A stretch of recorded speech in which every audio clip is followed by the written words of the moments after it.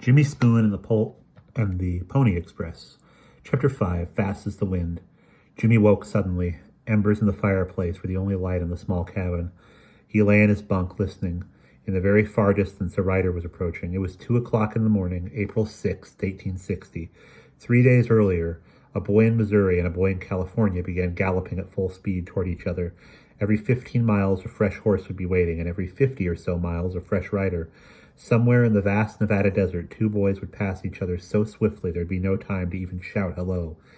This thought made Jimmy bolt upright and hurriedly put on his pants. Could this be the rider he was to receive so soon? Blankets were thrown back and bare feet struggled into cold, stiff boots. A rider was coming. Mr. Tagg and Will rushed outside to ready a horse, and Penn tried to boost Jimmy's courage.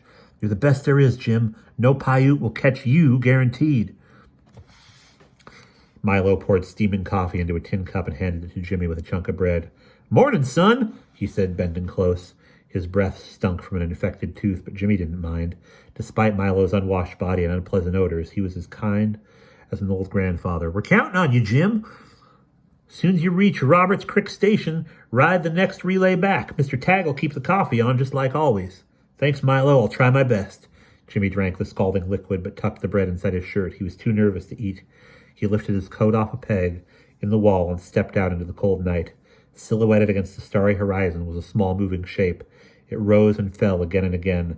The faint rumbling Jimmy heard earlier was now clearly the sound of hoofbeats. A knot clenched in his stomach, a mixture of fear and excitement. He prayed Washakie would understand he had a job to do. Jimmy was grateful for the full moon rising in the east because it illuminated the trail like a silver ribbon. Had Mr. Majors planned it this way so the first riders would be guided by moonlight? Before he could think further, the rider, a boy named Charlie Cliff, was in front of the cabin, leaping off his foaming horse. Charlie lifted his mochila, which was a wafer-thin square of leather with 4 pockets, off the saddle, and tossed it to Mr. Tagg, yelling, "Trail's clear!" This meant there were no Indians chasing him.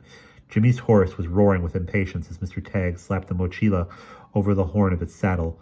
Nick held the halter while Jimmy swung up. Before his right boot could fit into the stirrup, the horse bolted forward, and he was on his way, galloping westward across the cold night desert. Through the thundering of hooves, a wisp of a voice reached him. "Godspeed, Jimmy," called Milo. Jimmy's horse sped on. Moonlight behind them made it appear they were chasing their shadow. After an hour, his sides ached and he was thirsty. Jimmy was relieved when ahead there appeared the dark shape of a hut. Men were leading a horse from a corral. Maybe 2 minutes allowed for changing mounts would be enough for Jimmy to catch his breath. After jumping down, he transferred the mochila to the fresh animal. An eager boy about 9 years old pressed a cup of water into his hand. "What's it like, mister?" the boy asked. Jimmy took a drink. "Trail's clear," he responded in his deepest voice. He mounted then, smiling down at the youngster, slapped the reins against the horse's flank. "Yep," he yelled. No one saw Jimmy's grin or knew that his heart soared with happiness. A small boy had called him mister and had pulled a souvenir strand from his pony's tail. Yes, sir, this was his kind of job. And that's the end of chapter 5.